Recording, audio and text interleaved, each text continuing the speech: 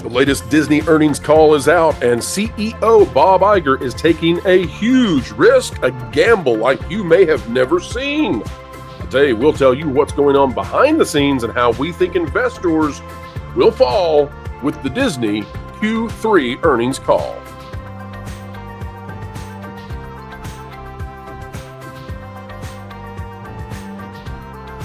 Hello, ladies and gentlemen. Welcome back to the Pro Channel, the place where we endeavor to explain entertainment, dive deep into the annals of entertainment, and show you exactly what is going on. Today, we're going to do just that. And if you are an investor in Disney, you might be particularly interested in this video. As we get ready to dive in, click the like button, and we're going to show you some things that Disney isn't saying, but which are implicitly inside the earnings call, and which you need to know if you are interested in investing. However, we must say this, folks, without missing a minute, we are not here to give you financial advice. Please do not take anything in this video as financial advice, nor act upon it. Here we go. By Alex Weprin out of The Hollywood Reporter. Disney turns a profit in streaming as entertainment income soars. Now, folks, the way that they are achieving a profit in streaming is the focus of this video. That is where we are hiding just a little bit of information, not purposefully perhaps, but something is going on. The entertainment giant beat Wall Street expectations, but warned that its parks businesses will face challenges in coming quarters. The Walt Disney Company turned a profit in its streaming business a quarter earlier than anticipated. It beat Wall Street expectations as its entertainment business soared in the company's fiscal Q3. Disney reported revenue of $23.2 billion, income of $3.1 billion, and earnings per share of $1.43, all beating Wall Street estimates. But how did they do that? How did they beat the estimates? And how, in a quarter that did not seem to have anything, well, tremendous on Disney Plus, how did they manage that? One more paragraph, and then I'll explain. That was led by the entertainment division, which saw its profits soar thanks to improvements in direct-to-consumer and the success of Inside Out 2. Entertainment revenues were $10.6 billion, up 4% from last year, but income was $1.2 billion, up more than 100% from a year ago. Now, how do we assess this? Well, first of all, Inside Out 2, it really did matter this time. Making almost $1 billion in profit, that's counting up for a significant portion of this total haul for that quarter. Usually, the box office is such a small drop in the bucket, even if these numbers are big in comparison to the overall company, that these sorts of things don't matter. But in this case, Disney was so desperate and so devastated last year in the same quarter by terrible box office results that having a success this time really does move the needle. So congratulations to Pixar there. And it's another win for those of us who think that Disney needs to stay away from woke. It turns out that if you go into divisive socio-political ideas in your movies for children, people don't go see them. We're looking at you, Lightyear. We're looking at you, Strange World. But if you go with a universal message, well, you make tons and tons of money. Disney is also touting tons and tons of money here with a successful streaming launch where they are making all kinds of revenues beating Wall Street expectations and maintaining profit at a time when they were not even guiding towards it. So how is that actually happening? Well, folks, here's where they're hiding a little bit. Hulu. You see, the Walt Disney Company has purchased the final third of Hulu. And that was a very expensive final third of Hulu. That third of Hulu, you see, is going to cost them something like an additional $10 to $15 billion, perhaps. And they've already paid $8. However, Disney has yet to pay up that final amount for Hulu. That's a huge amount of money. In fact, it's greater than all of the revenues for this division in this quarter alone. Now, how has Disney not paid for the final amount for Hulu, which is what, by the way, is generating all this income they're counting to use as their profit? Well, there's a mediator trying to work out how much it is that Disney's going to pay, and that mediator has been working a very, very long time. We anticipated they would have paid for Hulu, well, in the second quarter, surely by this quarter, but nothing, not a peep. So what is happening? Well, it seems like perhaps the company is pushing off the requirement to pay that bill until streaming is solidly in the profitability. That will cause investors then to be happy with Disney and its streaming revenues before the big bill is due. And it is going to be a huge, massive bill. Where they will pay for Hulu, out of which ledger, is also going to matter majorly, dramatically. But just know that these revenues that Disney is touting are coming. So you've got $10.6 billion, right? That's the total for all the entertainment.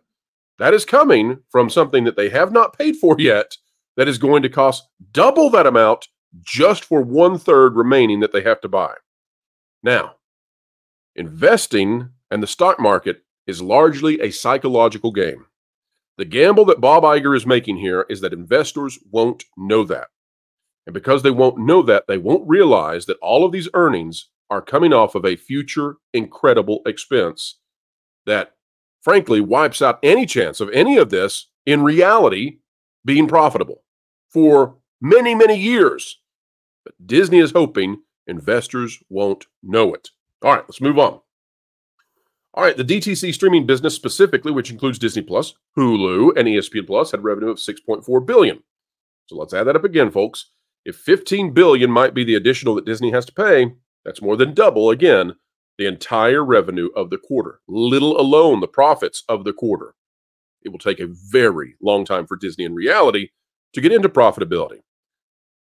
All right, the company turned a profit in streaming earlier than it had originally targeted, and because of what we just said, and encouragingly says that it expects the margins to improve even further in fiscal Q4, which either indicates that Disney has no plans of counting the Hulu expense in their overall streaming costs and analysis, or they plan to push this thing out all the way into Q1. And you might say, well, Pro, it's a mediator. There's a mediation going on here to determine exactly how much they've got to pay Comcast. It's not Disney's fault. There's no shenanigans here. To which I reply, well, Disney could just pay this. They could just accept what Comcast is saying, or they could come in at the halfway point between the two numbers they have and pay it. They're not doing so. It's interesting to me. How much longer can Disney push that? I suggest, folks, this is my speculation, Disney might pay the Hulu total that they still owe to fully own it, which they are on the hook to do. They have to. They're contractually obligated to finish buying this thing Q1 of next year. That's when I think that they might do so, because it's the least damaging to Disney, because then they can have 3/4 of established profitability to justify a huge, massive, incredible expense sitting on the company. That being said, not everything is going as planned, says THR, with the company's experiences division reporting a softer third quarter per a statement from Disney CEO Bob Iger. And this is one that, by the way, we have been predicting all along. And the fourth quarter could be worse. The division, which includes Disney's theme parks and cruise lines, had $8.4 billion in revenue, up 2% from a year ago, but operating income of $2.2 billion, down 3% from a year ago. Disney warns that the slowdown will likely continue over the next few quarters, with the Paris Olympics having a negative impact on Disneyland Paris attendance. Now, folks, that's laughably bad. And what I mean by that is the Olympics should be driving massive tourism to France, which would then benefit Disneyland. So this is a joke. This is a joke excuse. And Disneyland Paris has such a minuscule impact overall on parks as to be just, this is absolutely... This is hoping and praying that you don't understand anything about the parks. It's all about Disney World. Disney World accounts for 1/3 of all of the company's profits. Let me say that again. Disney World accounts for 1/3 of this entire Disney company's profits. And guess what else? The parks division counts for something like half of Disney's profits.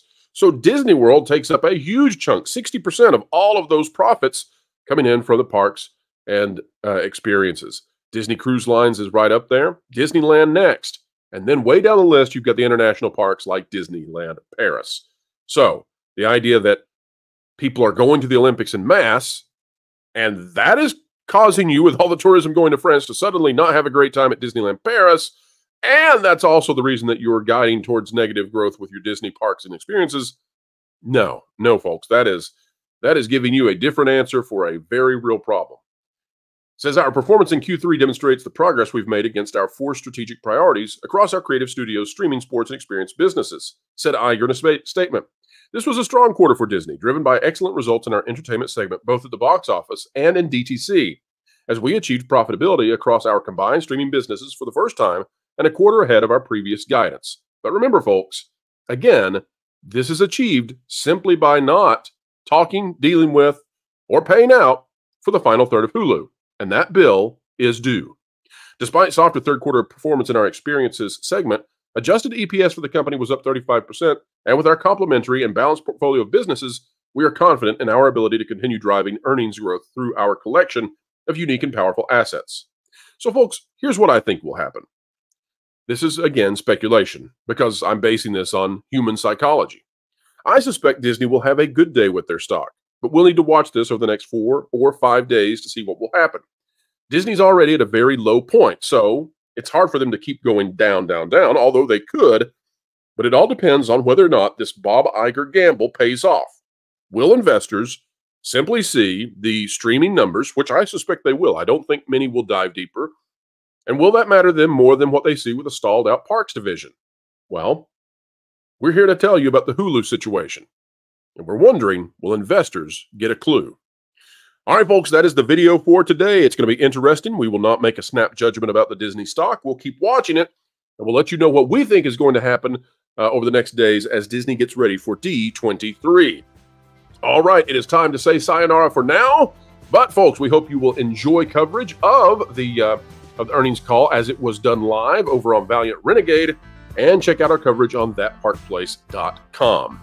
Folks, as you head out the door, consider clicking the like button, share, subscribe, click it, stick it to the algorithms. It is the notification bell. Drop a comment down below. Let us know your thoughts, and we will see you very soon. We have a huge expose coming out tonight, an unplanned and yet now planned special edition of the Pro Show.